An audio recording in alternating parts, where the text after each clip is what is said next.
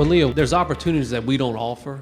This panel here does not offer. So there's those who come in who want to be a company driver, and that's nothing wrong with that. Obviously, that's what fits their lifestyle, their quality of life, and they go that route, and it works for them for the entirety of their career, and however they progress up through that.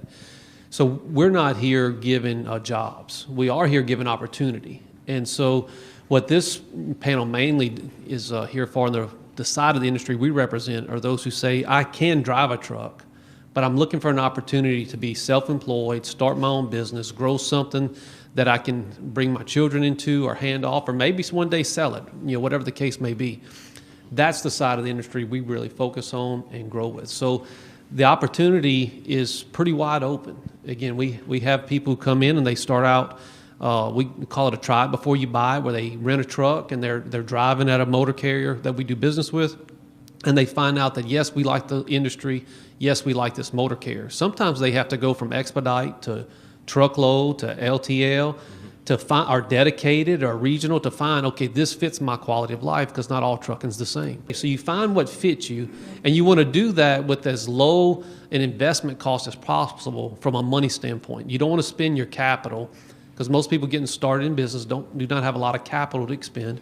It costs you time.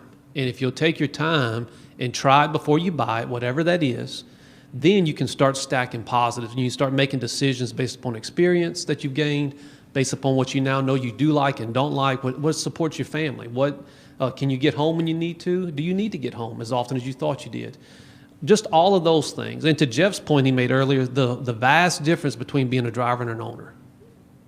Same amount of time in the truck, vastly different from a mindset, vastly different from an anxiety, stress level, when you're the ones having to pay the bills, when you're the one having to watch the R&M, when you're worried about that they put the right tires on my truck, because if they're not, I'm going to have to replace them 6 months earlier. Whatever the case may be, all of that comes into it. So the opportunity we give, and we really try to work with people with, is that transition.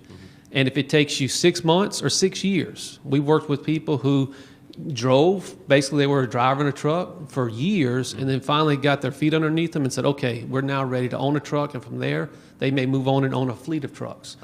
We work with some who inside the first 90 days they have it and they're ready, and we move forward. And when I say they're ready, we do cash P&Ls on every truck we service.